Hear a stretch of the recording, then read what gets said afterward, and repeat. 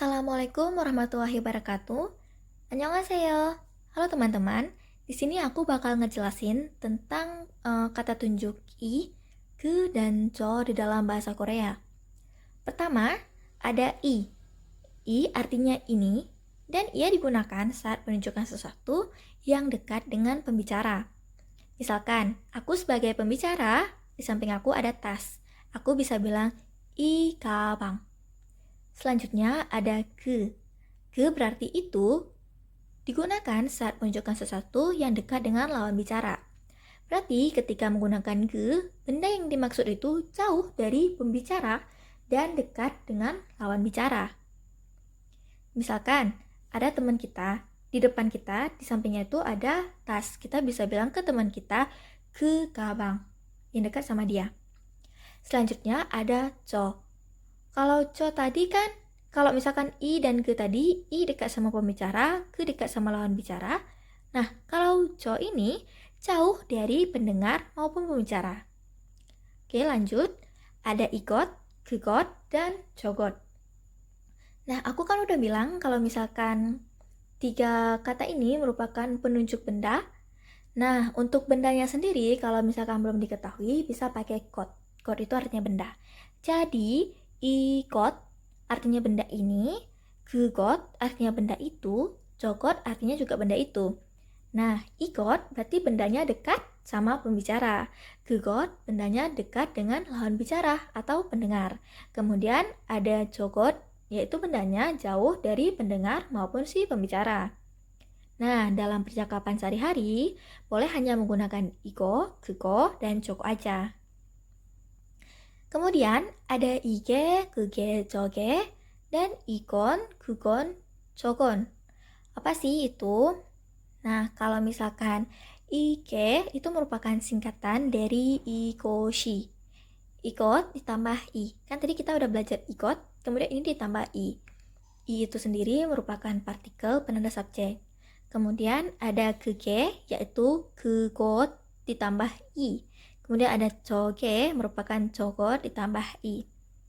Jadi igoshi disingkat jadi ige, gegoshi disingkat jadi gege, jogoshi disingkat jadi joge. Nah, kalau tadi ditambah dengan partikel i, sekarang ditambah dengan partikel en. Jadinya gimana? Igot ditambah en, jadinya igosen, disingkat jadi igon. Kemudian ada gegot, ditambah en, jadinya gegosen, disingkat jadi gegon. Kemudian ada jogot, ditambah en, jadi jogosen, disingkat jadi jogon. Nah, kenapa sih beda? Sekarang kita lihat di percakapannya. Di percakapan pertama, ada igoshi moeyo. Nah, si ga ini nanya, benda ini apa gitu? Igoshi moeyo. Nah, di sini karena pakai partikel i, berarti yang ditekankan di sini adalah si igotnya. Nah, untuk lebih jelasnya lagi, bakal aku jelasin di video-video selanjutnya. Tapi untuk garis besarnya, kalau misalkan digunakan i di sini, berarti yang ditekankan adalah si igotnya. Kemudian Sina jawab, 이것은 가방이에요. Nah, karena Sina gunain en, yang ditekankan di kalimat Sina ini merupakan kata si kabangnya itu. 이것이 뭐예요? 이것은 가방이에요. Nah, kalau misalkan tadi kita pakai igoshi dan igosen, sekarang kita pakai singkatannya. Kan nanya nih, 이게 뭐예요? Ah, 이건 가방이에요. Gitu. Penjelasan singkat tentang i dan nen. Maaf, i dan en. Ika merupakan partikel penanda subjek. Enen merupakan partikel penanda topik. Nah, untuk lebih jelasnya, kita bakal belajar lagi di pertemuan yang akan datang. I dan nen sering dilekatkan pada kata tunjuk i, ke, dan co untuk penekanan kalimat, untuk menekankan kalimat, kayak yang aku bilang tadi. Nah, ini ada contoh penggambarannya. Ini kan deket nih sama si pembicara. Jadi bilangnya ige moeyo. Kemudian, yang gambar keduanya. Ini bendanya kan jauh dari pendengar maupun pembicara. Maka dia pakai joge moeyo gitu. Sedangkan yang gambar satu lagi, yang gambar terakhir, si bendanya ini dekat sama si pembicara. Jadi dia makainya gege moeyo gitu ya.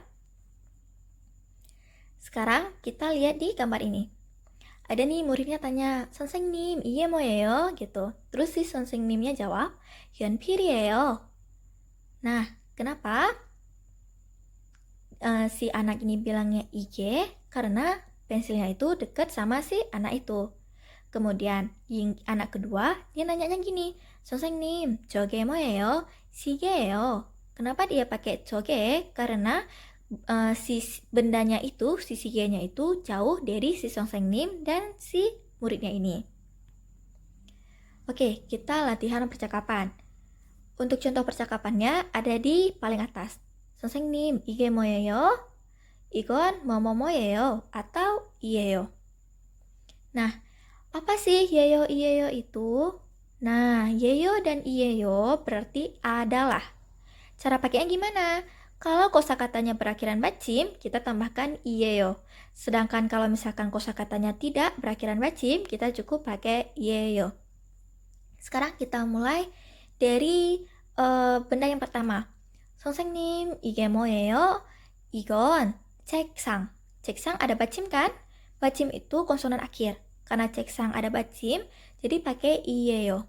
이건 책상이에요. Kemudian kata selanjutnya. 선생님, 이게 뭐예요? 이건 의자예요. 의자 karena tidak memiliki bacim dipakaikan 예요. Kemudian ada 칠판. Nah, 칠판 ini ada nggak bacimnya? Yap, benar. Ada bacim, jadi pakainya 이예요. 선생님, 이게 뭐예요? 이건 칠판이에요. Gitu. Kemudian untuk 시계, 시계예요. 지우개, 지우개예요. 책, 책이에요. 공책, 공책이에요. 연필, 연필이에요. Oke, sekian untuk pertemuan hari ini. Mohon maaf bila ada kesalahan kata maupun kalimat, mohon koreksinya teman-teman. Aku akhiri. Assalamualaikum warahmatullahi wabarakatuh.